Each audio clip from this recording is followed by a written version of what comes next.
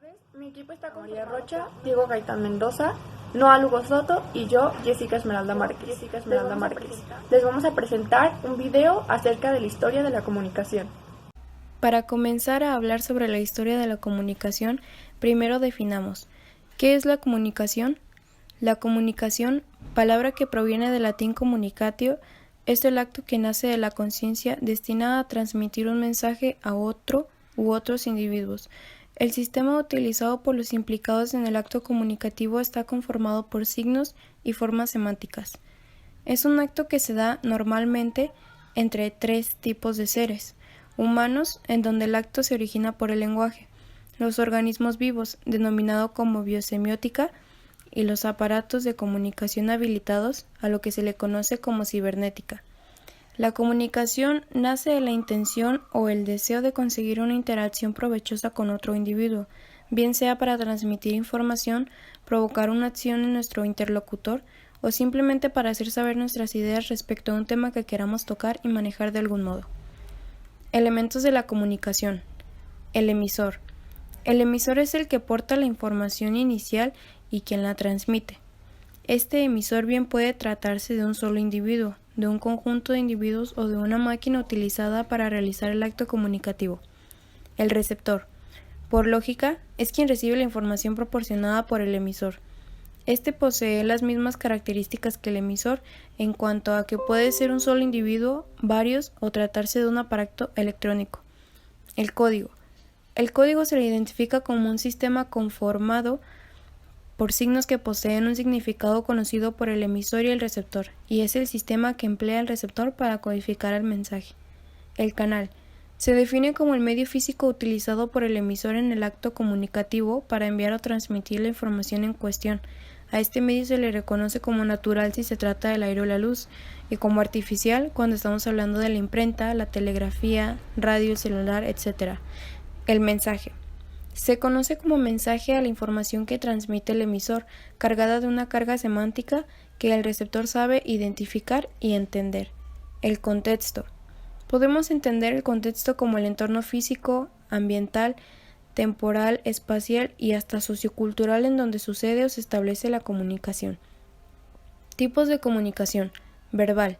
La comunicación verbal utiliza lenguaje, y al mismo se le puede definir como un grupo de signos lingüísticos a los que se le conoce como lexema y reglas gramaticales. Este grupo de signos forjan un sistema que los utiliza para formular enunciados en empleo de la voz o la escritura, que acaban transmitiendo el mensaje que el emisor quiere comunicar al receptor.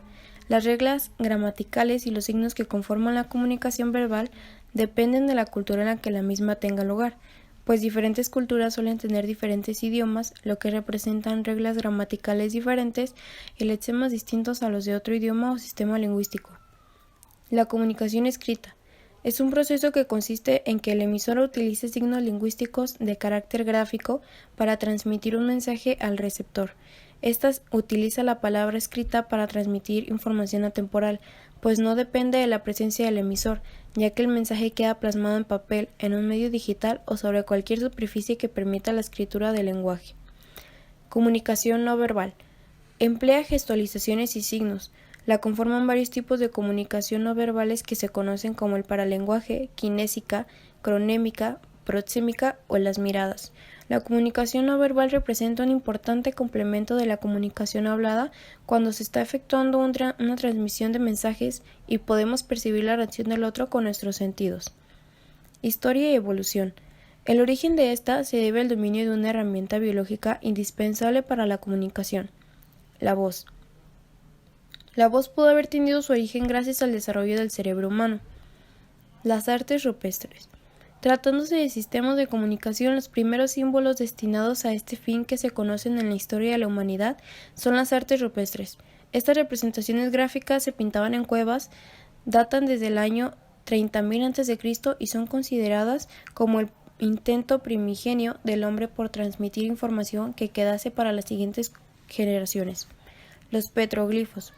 Estos eran dibujos que representaban gráficamente una situación aislada de la que los humanos del 10.000 a.C. deseaban dejar registros. Los mismos eran grabados en rocas. Los pictogramas. Tras los petroglifos que representaban una sola situación, aparecían los pictogramas, que contaban una historia, una secuencia de hechos que podían ser organizados en un orden cronológico entendible. De igual forma, los pictogramas servían para representar lugares u objetos. Los ideogramas. Los ideogramas aparecieron para introducir la conceptualización de ideas. Servirían para comenzar a comunicar elementos de la naturaleza humana ligados a su naturaleza psicológica, como el miedo y la tristeza.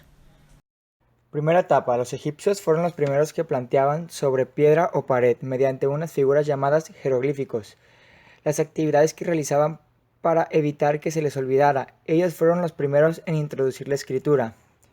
Los romanos, en su caso, utilizaban a personas para que llevaran una noticia de un lugar a otro, mientras que los indios americanos se bastaban de fogatas para identificar dónde se encontraban o para comunicarse con otra aldea. Medio de comunicación. El telégrafo fue un medio de comunicación a distancia en el cual se transmitían los mensajes con un código llamado clave Morse.